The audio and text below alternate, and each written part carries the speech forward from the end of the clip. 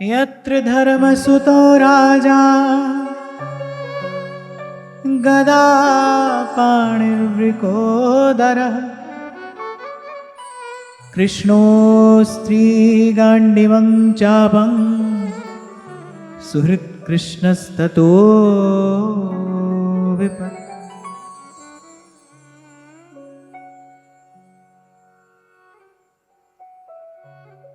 तो जब चरणों में आकर बैठ गए सब पांडव,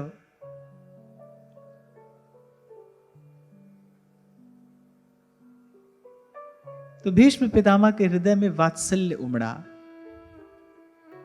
स्मरण हो आया कि किस प्रकार सदा धर्म का पालन करते हुए भी, गौ ब्राह्मण की सेवा करते हुए भी, संत अभ्यागत अतिथि का सत्कार करते हुए भी इन पांडवों ने जीवन में कितना कष्ट उठाया, कितनी विपदा सही।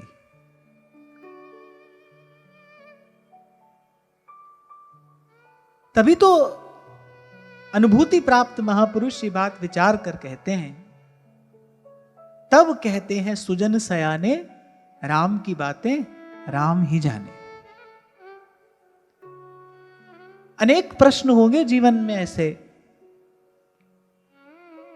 जिनका बुद्धि से विचार करके, वाद विवाद से, तर्क वितर्क से कोई उत्तर नहीं पाया जा सकता। और जब कोई ऐसी स्थिति जीवन में आए तो संतों की बात सुननी चाहिए। संत कहते हैं भाई हरि इच्छा भावी बलवाना, भगवान की इच्छा है। तो पितामह भीष्म विचार में पड़ गए।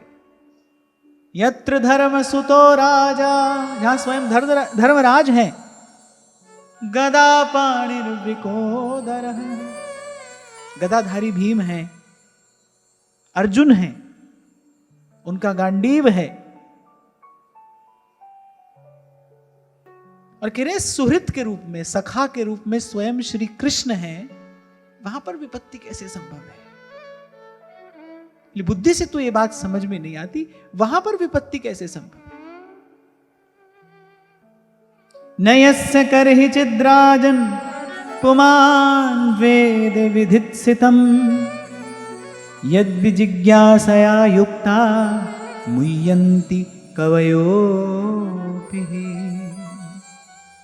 अंत में यही बात पितामह भीष्म कहते हैं, भाई ये जो श्री कृष्ण है ये काल के भी काल हैं। जीव मात्र से लेकर ब्रह्मा आदि पर्यंत सब काल की आज्ञा में रहते हैं। काल भगवान की आज्ञा में रहकर अपना अपना कर्तव्य कर्म करते हैं। अरे और तो और, जब भगवान भी यहाँ लीला करने के लिए आते हैं और जब लीला कार्य पूर्ण हो जाता है, तब काल भगवान बड़ी विनम्रता पूर्वक आकर प्रभु को सूचना देते हैं कि प्रभु आपका लीला कार्य पूर्ण हो गया है, अब आप अपने धाम को पधारिए। इस सारी सृष्टि को चलाने वाली जो सत्ता है वो समय है। समय समय की बात है। आप देखो जीवन क्या है, किसी समय कैसा, किसी समय कैसा। आपने तो कभी दुख को न्योता नहीं दिया होगा, आपने तो कभी अपने द्वार से सुख को बाहर नहीं धकेला होगा, पर कभी समय कैसा रहा और कभी समय कैसा रहा, इस पर तो किसी का कोई वश नहीं है, कोई नियंत्रण नहीं है। समय की बात है। सब काल की आज्ञा में है, समय की आज्ञा में है, समय भगवान की आज्ञा में है, समय श्री कृष्ण की आज्ञा में है। तो यहां पितामह एक बात कह रहे हैं, वो ध्यान देने की है। कह रहे मुह्यन्ति कवयोपि, कवयः अर्थात ब्रह्मेंद्र रुद्रादयः, ब्रह्मा इंद्र शंकर, ये भी भगवान की इच्छा जानते नहीं है। प्रभु कब क्या करना चाहते हैं कोई नहीं जानता। आज तो देखो आपको मिल जाएंगे ऐसे लोग दम भरते हैं इस बात का, हम जानते हैं आपके मन में क्या चल रहा है, हम बताते हैं मन की बात। अरे अगले पल स्वयं के सर पर क्या विपदा आई खड़ी है कोई नहीं जानता। दूसरे के मन की बात बता लो, स्वयं के सर पर कौन सी स्थिति आने वाली है इसकी खबर किसी को नहीं थी, किसी को नहीं है। राम की बातें राम ही जाने। बड़ी प्यारी बात सूरदास जी कहते हैं, लख घोड़ा लख पाल की, लख सिर छतर धरे, लख घोड़ा लखपाल की लख सिर छतर धरे, राजा हरिचंद सतवादी राजा, राजा हरिचंद सतवादी राजा, नीच को नीर भरे, रे विधना टारे नाही टरे। काल रूपी रस्सी से ही नाथा है भगवान ने सारे संसार को। जीव मात्र काल के ही अधीन है, समय के ही अधीन है। भीष्म पितामह अपने शस्त्र नहीं डाल रहे, भगवान ने आकर तुरंत आज्ञा दी, आपका कार्यकाल पूर्ण हुआ, जो कार्य करने के लिए आप आए थे वो कार्य पूर्ण हुआ, अब शस्त्र का त्याग करिए, यही हमारी इच्छा है, यही हमारी आज्ञा है। लख घोड़ा लखपाल की लख सिर छतर धरे,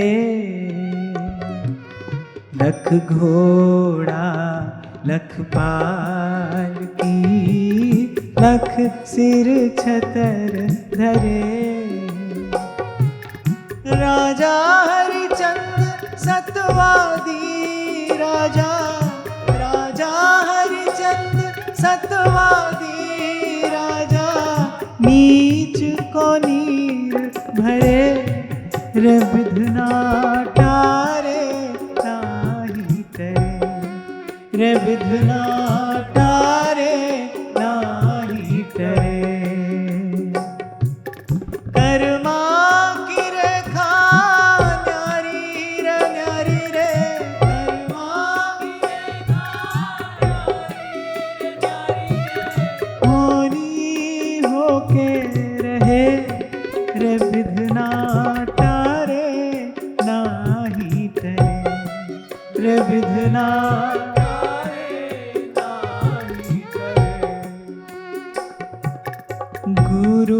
वशिष्ठ से पंडित ज्ञानी शोध के लगन धरे, गुरु वशिष्ठ से पंडित ज्ञानी शोध के लगन धरे, सिया जी का हरण मरण दशरथ का, सिया जी का हरण मरण दशरथ का, वन वन राम फिरे, रे विधना टारे नाही टरे, रे विधना टारे नाही टरे।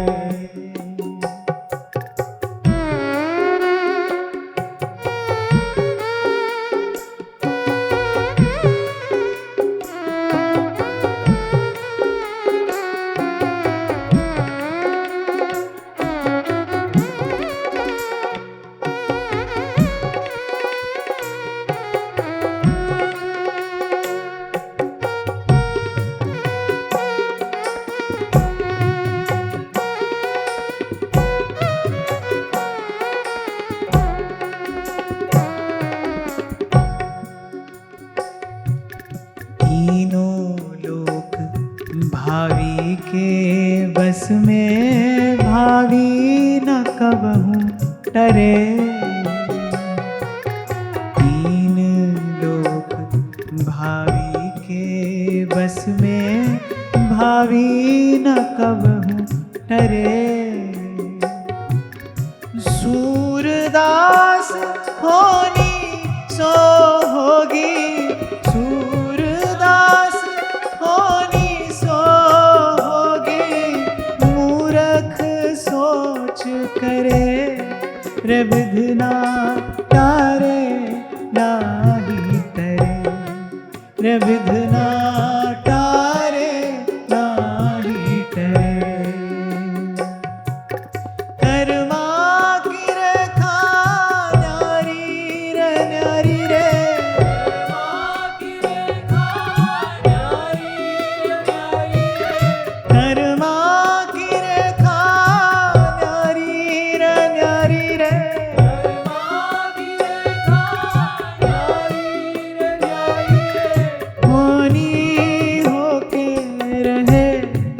रे विधना टारे नाही टरे, रे विधना टारे नाही टरे, रे विधना टारे नाही टरे, रे विधना टारे नाही टरे।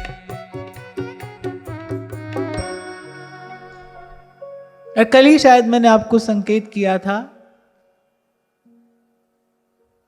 कि तप के प्रभाव से ऋषि मुनि त्रिकालदर्शी हो जाते हैं। कभी कभी वो ये जान लेते हैं कि कब कहां क्या होने वाला है,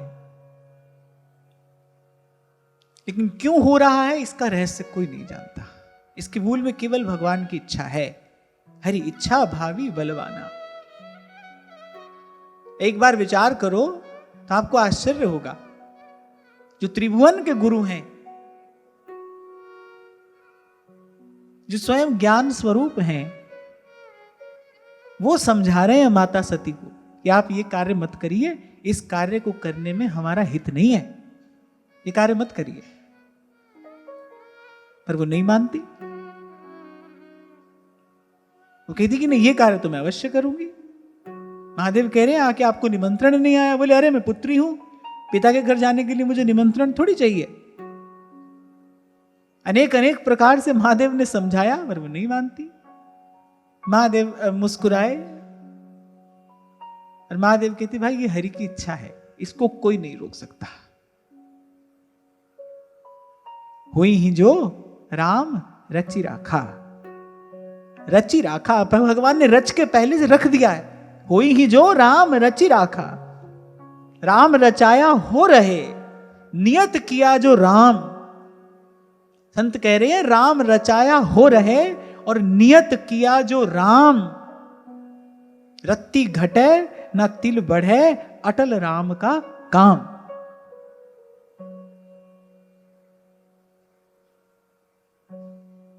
पर भयभीत होने की कोई आवश्यकता नहीं है।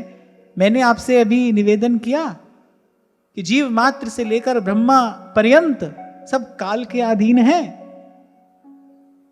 काल श्री कृष्ण के अधीन है, फिर श्री कृष्ण भी तो किसी के अधीन है ना। व्यास बड़े हरि के जना, हरि ही नवावत मात। जिनके ही में बसत है, तीन लोक के नाथ। बड़े हरि के जना, बड़े हरि के जना। तभी तो व्यास जी विचार पूर्वक कह रहे बड़े तो ये हैं। साधु का कहा वृथा नहीं जाए। काल की गति को रोक देने की, काल की गति को मोड़ देने की सामर्थ्य अगर किसी में है तो वो किसी समर्थ संत के शब्द में है, आशीर्वाद में है। आशीर्वाद ये कार्य कर सकता है। संत के आशीर्वाद से अनहोनी होती है, होनी टल जाती है, अनहोनी हो जाती है। यही संत की अतुलित सामर्थ्य है। इसलिए मैंने कहा सब काल के अधीन, काल भगवान के अधीन और भगवान अपने जन के अधीन है। और ये बात मेरी किसी और की कही हुई बात नहीं है, ये तो भगवान का ही श्रीमुख वाक्य है। अहम भक्त पराधीन, मैं भक्त के अधीन हूं, मैं भक्त के वश में हूं।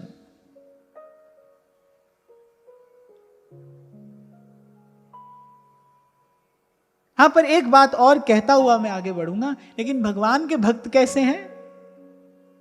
भगवान अपने भक्तों के अधीन है।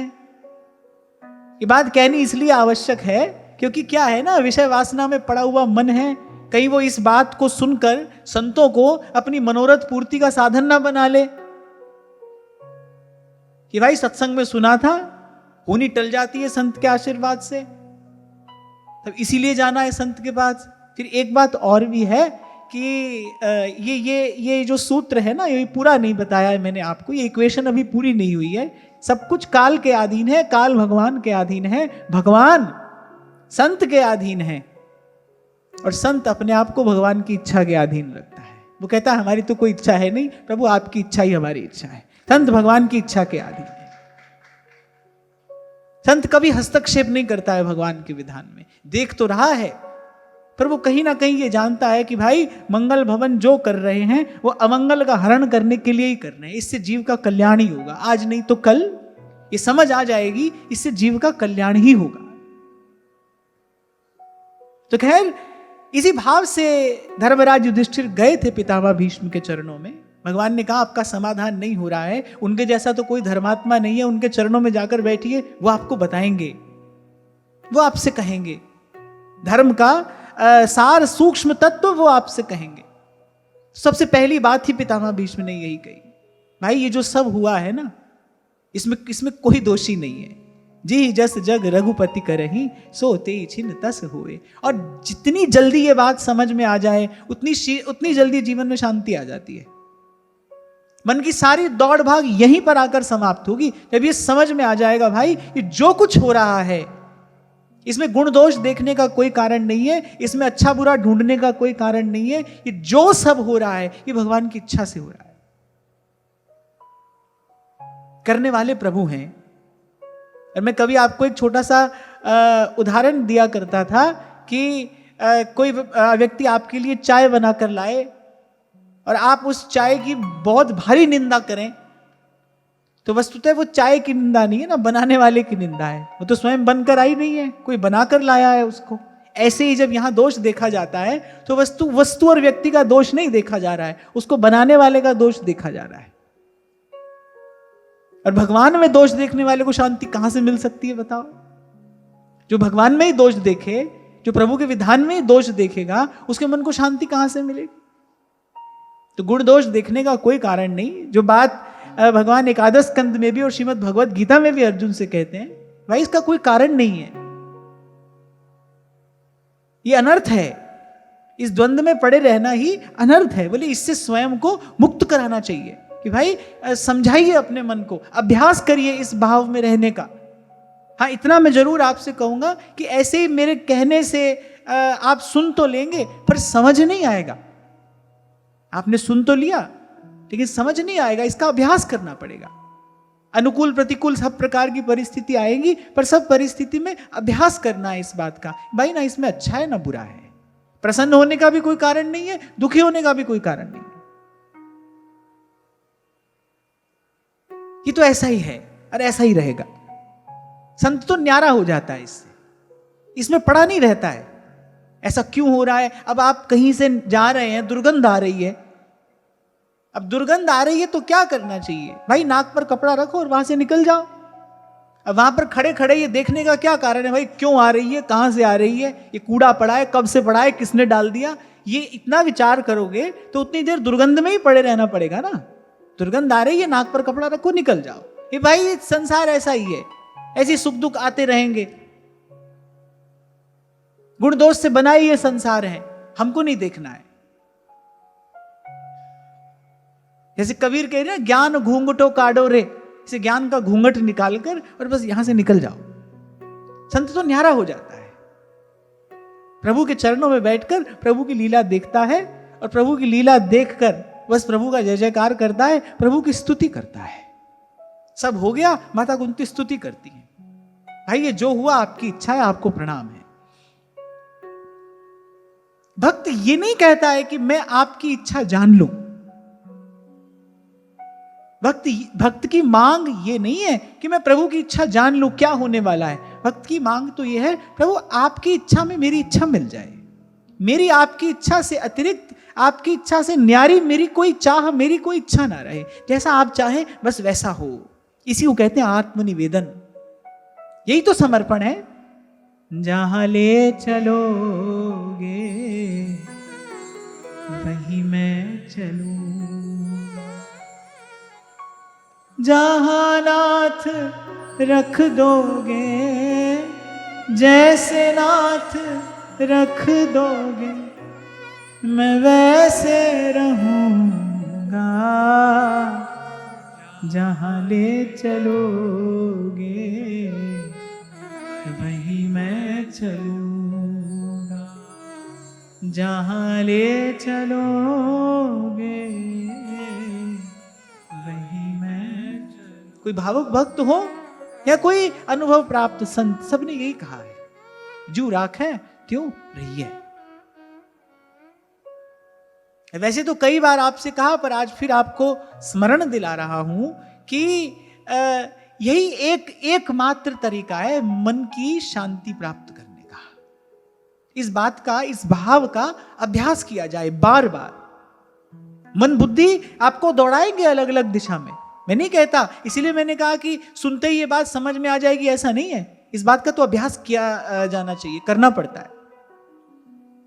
मन बुद्धि तो अपनी अपनी और आपको दौड़ाएंगे, पर यहीं पर संत का, गुरु का शब्द धीरज देता है, आधार देता है हमको। इस शब्द का आधार लेकर कि भाई यही शास्त्र पुराण का भी मत है, यही संतों भक्तों की वाणी भी कह रही है कि जो हो रहा है प्रभु की इच्छा है। मैं सेवक सचराचर रूप राशि भगवंत, ये प्रभु का ही स्वरूप है, और जो हो रहा है भगवत इच्छा से हो रहा है। और आपको उस दिन मैंने कहा था, भगवान की इच्छा ही अच्छा है। अच्छा क्या है? भगवान की इच्छा में ही सब अच्छा है।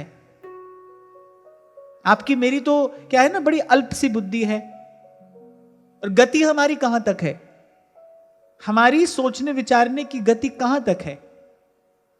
कहने वाला कहता है सामान 100 बरस का, पल की खबर नहीं।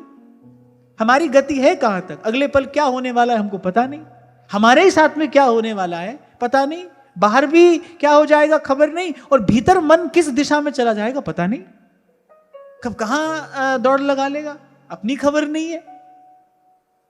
वैसे विचार करने की बात है ये, पर ये विचार बिना सत्संग के होता नहीं। विचार करने की बात है, मनुष्य अभिमान करता है, किस बात का करता है? दंभ भरता है, किस कारण दंभ भरता है? अरे पल भर की तो खबर नहीं है, तन की नहीं, मन की नहीं। आधार तो वो हो ना, कभी टूटे नहीं, कभी छूटे नहीं। ऐसा आधार तो प्रभु ही है, ऐसा आधार तो श्री हरि के चरण ही है। संत उन्हीं का आश्रय लेके तो निर्भर निश्चिंत हो जाता है। वो कह रहे अब भाई जो होनी हो सो होए। सूरदास होनी सो होगी, सूरदास होनी सो होगी, मूर्ख सोच करे रे विधना टारे नाही टरे। और भाई जो होना ही है, जो होके ही रहना है, अटल राम का काम, उसमें अपना प्रयत्न, अपनी शक्ति क्यों लगा रही है भाई? उसको होने दिया जाए। फिकर करे सो बावरा, जिक्र करे सो साध। इसलिए तो संत कह रहे भाई तेरे करने का जो काम है तू वो कर, जो प्रभु के करने का काम है प्रभु करेंगे, तेरे करने का काम है तू वो कर। और आपके मेरे करने का काम क्या है? कह नानक हरि भज मना, कह नानक हरि भज मना,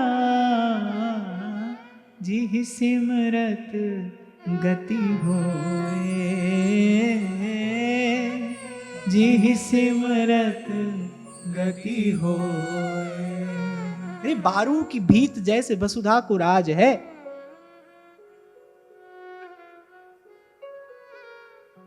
आप देखो अंत में एक प्रकार से पितामह भीष्म यही तो ज्ञान दे रहे हैं कि भाई जीवन भर हम यही करते रहे, मैं ये करूंगा, मैं ये करूंगा, मैं हस्तिनापुर के राज सिंहासन की रक्षा करूंगा, मैंने ये किया, मैंने इतना तप किया, मैंने इतना साधन किया। अंत में आके ये पता चल रहा है भाई हम तो सब खिलौने थे। उमादार जोशित की नाई, सब ही नचावत राम गुसाई, सब ही नचावत राम गुसाई। और ये बात वो ध्यान से सुनना, ये बात आपको निकम्मा बनाने के लिए नहीं कही जा रही है कि भाई कुछ करने की आवश्यकता नहीं, क्योंकि जो होगा वो तो भगवान की इच्छा से होगा। ये बात इसलिए नहीं कही जा रही है, ये बात इसलिए कही जा रही है कि जो शक्ति हम फल की चिंता में गंवा देते हैं, वो शक्ति भी हम ईमानदारी से कर्म करने में ही लगाएं।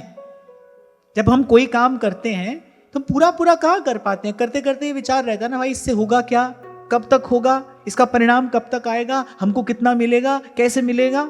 ये जो व्यर्थ का विचार है, ये भी तो आपकी शक्ति लेता है ना। विचार करने में भी तो शक्ति लगती है। केवल शरीर का काम करने से श्रम नहीं होता, मानसिक कार्य करने से भी श्रम होता है। और एक बात आपको मैं और बता दूं, शरीर का कार्य करने से तो बड़ी थोड़ी थकान होती है, मन से परिश्रम करने से बहुत अधिक थकान होती है। और अभी 2 दिन पहले भी मैं आपको कह रहा था, आप कभी सोचना, विचार करना, व्यर्थ के विचार में कितनी शक्ति जाती है आपकी। व्यर्थ के विचार में, बिल्कुल निराई व्यर्थ का विचार, भूत का शोक और भविष्य की चिंता। और उस स्थिति में क्या है, वर्तमान जो है, जो ये क्षण आपके हाथ में है, ये आपके हाथ से जा रहा है। इसी को मूढ़ता कहते हैं। संतों ने इसी को मूढ़ता कहा है। बोले भूत की चिंता कर रहा है, भविष्य की चिंता कर रहा है, और इस चिंता में क्या हो रहा है, इस चिंता में जो वर्तमान है, जिसमें प्रभु का चिंतन हो सकता था, बोले वो वर्तमान व्यर्थ जा रहा है। इसलिए बड़ी विनम्रता पूर्वक मैंने आपसे कहा कि केवल सुनने मात्र से ये बात जीवन में, आचरण में नहीं आती है, इसका अभ्यास किया जाता है। हो सकता है संध्या को कोई अनुकूल घटना घट जाए, तो बहुत प्रसन्न होने की आवश्यकता नहीं है। कोई विपरीत सी स्थिति आ जाए तो ज्यादा चिंतित नहीं होना चाहिए। दोनों ही स्थितियों में, दोनों ही परिस्थितियों में राम सिमर राम नानक जन कहत बात, बिनस जई हतेरो गात, छिन छिन कर गयो काल, जैसे जात आज है राम सिमर राम। बोलचाल की भाषा में बड़े लोग एक बात कहते हैं, जिसका काम उसी को साजे और करे तो डंका बाजे। ऐसे मनुष्य की मूर्खता का डंका 10 दिशाओं में बज रहा है। क्यों? क्योंकि प्रभु का काम अपने हाथ में लेता है। मैं करूंगा, मैं ऐसा करके दिखाऊंगा। अरे ये जो सब किया है मैं नहीं किया है, प्रभु का कार्य अपने हाथ में लेता है। और जो काम प्रभु ने देकर भेजा है, जी सिमरत गति होए, जी सिमरत सुख होए, वो काम करता नहीं। तो जिसका काम उसी को साजे। प्रभु का कार्य प्रभु करें, हमारा कार्य हम करें। हमारा कार्य यही बताया है संतों ने, राम सिमर यही तेरो काज है।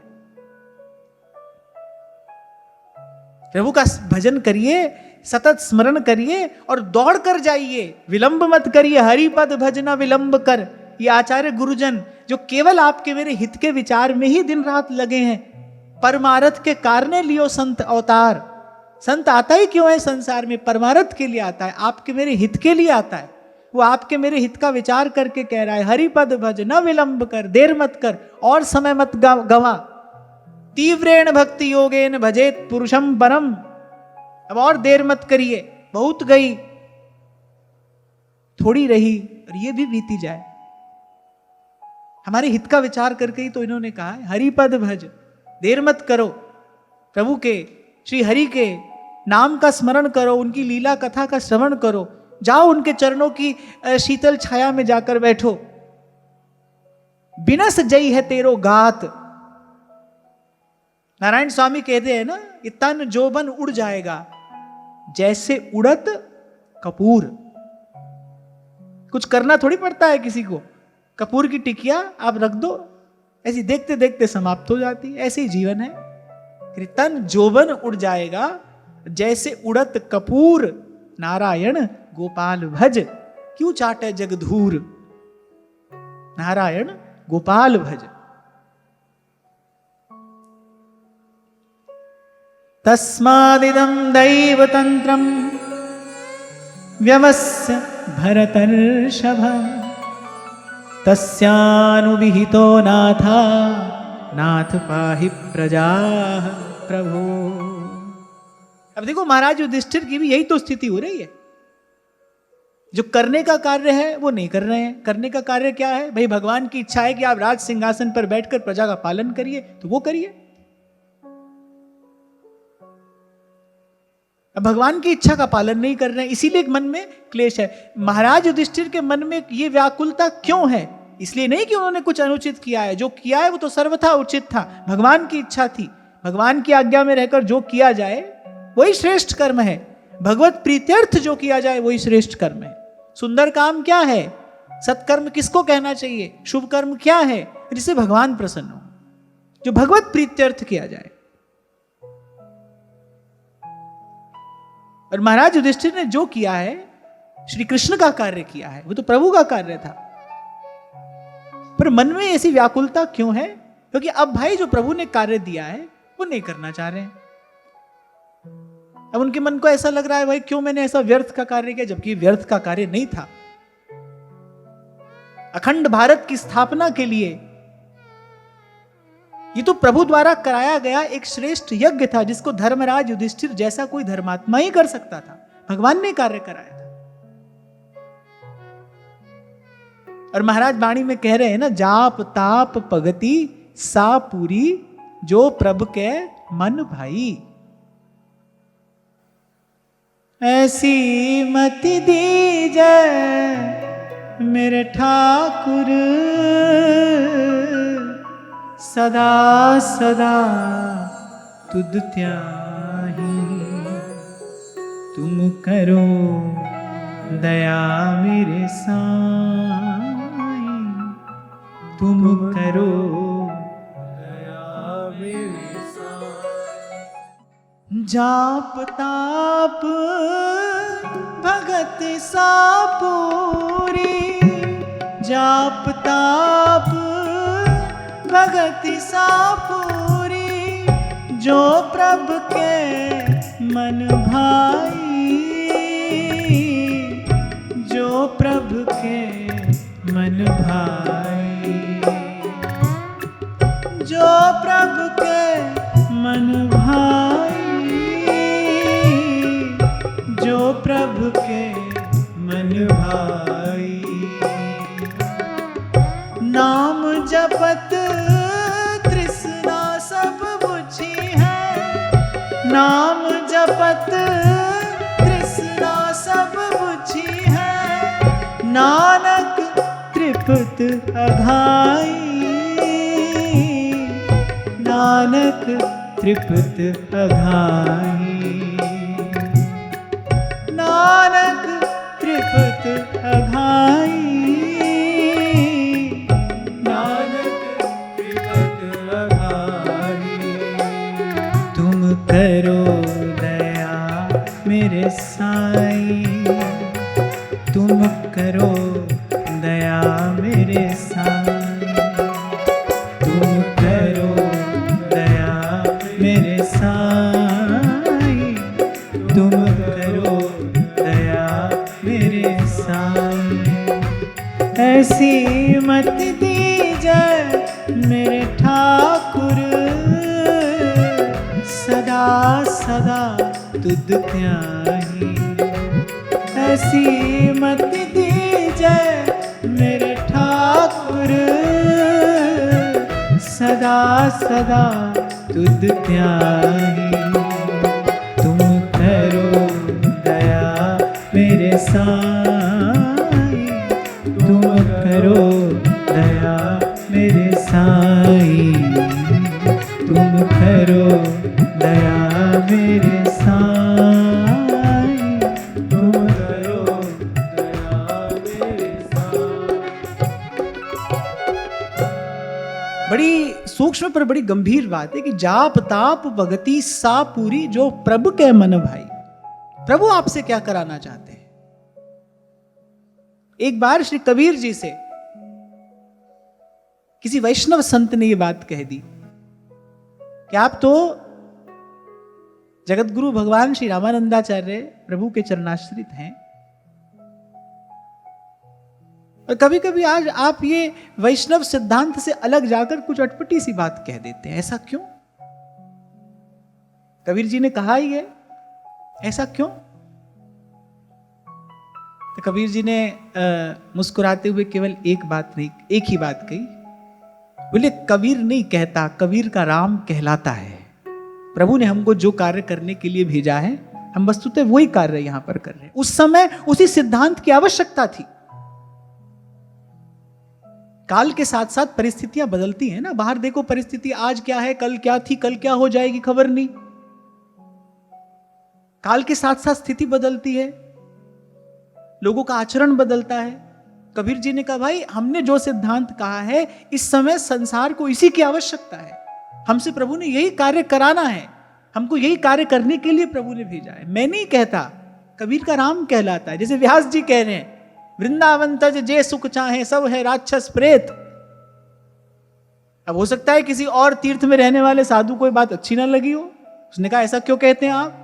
तो व्यास जी हंसकर कहते हैं बोले व्यास दास के हिये में बैठा मोहन कहते। हम नहीं कहते, तो हमारे हृदय में बैठा जो अंतर्यामी है वो कहलाता है हमसे। प्रभु क्या कार्य कराना चाहते हैं और उसी कार्य को करने में जीव का हित भी है और उसी को कार्य को करने से जीव यश को भी प्राप्त करता है, जो कार्य प्रभु कराना चाहते हैं। और समर्पण कहते किसे हैं? गीता में भगवान ने क्या कहा अर्जुन से? निमित्त मात्रम भव सव्यसाचिन। कह रहे तू केवल निमित्त मात्र बन जा, बस मेरा उपकरण, मैं जो चाहूं वो तुझसे कराऊं। मेरी इच्छा हो तो तुझे चक्रवर्ती सिंहासन के पद पर बैठा दूं और मेरी इच्छा हो तो तू कौपीन बांध कर वन में चला जा। तेरे मन में कुछ किंतु परंतु न हो। जैसे कोई वाद्य यंत्र होता है, बजाने वाला जो राग जो स्वर उस पर छेड़े वो वही उत्तर तो देता है। उसकी अपनी कोई इच्छा नहीं है, उसकी अपनी कोई चेष्टा नहीं है। और तभी संगीत प्रकट होता है, तभी सुमधुर संगीत प्रकट होता है। नहीं तो कोलाहल हो जाए, बजाने वाला कुछ बजाए, बजने वाला कुछ और बजे, तो फिर वो संगीत कैसे प्रगटेगा? उसमें माधुर्य कहां से आएगा? फिर तो वो शोर हो जाएगा, कानों को अच्छा नहीं लगेगा। ऐसे जीवन शोर हो जाता है जब प्रभु की इच्छा कुछ और है और जीव अपनी कुछ और इच्छा लेकर बैठ जाता है। इसी भाव के अभाव में ही तो सब दुख है। इसलिए तो थोड़ी देर पहले मैंने आपसे यही कहा, यहीं पर आकर तो शांति है। इसलिए छोटी सी इस सूत्र रचना मैंने आपको करके दी। कण कण काल के अधीन है, काल भगवान के अधीन है, भगवान अपने संतों के अधीन है, संत भगवान की इच्छा के अधीन है। संत की अपनी कोई इच्छा नहीं है। वो कह रहा है जो प्रभु की इच्छा से हो रहा है उसी में मंगल है, हमको वही स्वीकार है।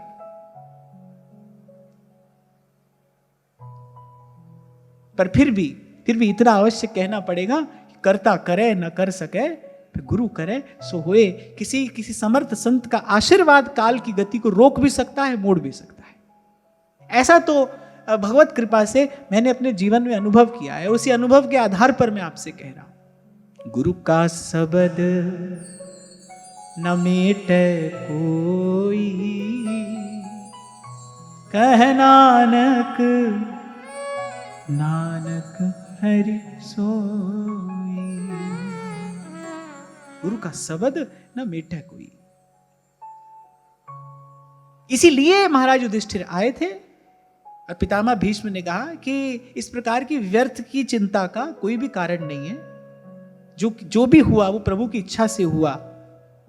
आपने जो किया वो भगवान की इच्छा के अधीन रहकर किया, प्रभु की आज्ञा का पालन करने के लिए किया। इसलिए अब बिल्कुल निश्चिंत होकर प्रजा का पालन करिए। इस समय आपका कर्तव्य यही है। जब भगवान चाहते हैं कि आप इस सिंहासन पर बैठे और प्रजा पालन करें, फिर आपके लिए यही यज्ञ है, यही पूजा, यही आराधना, यही सब कुछ, यही आपका कार्य है, आप यही करें। इसलिए तो अभी आपसे मैंने कहा भाई जिसका काम उसी को साजे, भगवान का काम भगवान को करने दो। हमको कहां ले जाना है, कब ले जाना है, ये सब कार्य प्रभु का है, तो प्रभु को करने दो। हमारा कार्य तो एक हो, कोई भी श्वास भगवत भजन के बिना ना जाए। एक काम हाथ में लो, उसी को अच्छे से करो ना। 10 काम हाथ में लिए हैं, पति बनकर क्या करना है, भाई बनकर क्या करना है, मित्र बनकर क्या करना है। अरे प्रभु का बन के एक काम अपने हाथ में लो और उसको अच्छे से कर लो। ऐसे हमारे ध्रुवदास जी कह रहे हैं भाई प्रथम नाम हरिवंश हित रट रसना दिन रैन। एक काम है, इसको अच्छे से करो पहले। और फिर कहते भी हैं, बुद्धिमान लोग ये बात कहते हैं, एक है साधे सब सधे और सब साधे सब जाए। एक है साधे सब सदे, एक कार्य साध लो आप, एक कार्य अच्छे से कर लो आप। और ये कार्य अच्छा भी है, ये कार्य सच्चा भी है, ये कार्य सरल भी है, ये कार्य सरस भी है। अब आप सोचोगे भाई सरल तो नहीं है, लग रहा है ना भाई सरल तो नहीं है, आप तो कह रहे हो पर सरल कहां है। हमारी भूल के कारण, हमारे मन की कुटिलता के कारण ये कठिन हुआ है। नहीं तो भाई इतना सुख और किसी में नहीं जितना सुख कृष्ण के नाम में है। क्या कठिनाई है, क्या कठिनाई है। अरे जो नाम आप लोगे वो भीतर बाहर सुख का विधान ही तो करेगा, वो भीतर बाहर आपके पथ को आलोकित ही तो करेगा, आपके मार्ग पर प्रकाश ही तो होगा उसकी कृपा से। कठिनाई क्या है, ये जो मन की टेढ़ी चाल है ना, यही कठिनाई है बस। तभी तो ध्रुवदास जी अपने मन को प्यार से अपने पास बिठाकर कह रहे हैं, अब तू मेरो कहो कर जुगल चरण छवि जो। आज तक जन्म जन्म से मैंने तेरा कहा किया है, अपने मन से कह रहे हैं मैंने तेरा कहा किया है, अब तू मेरा कहा कर, अब तू मेरा कहा कर।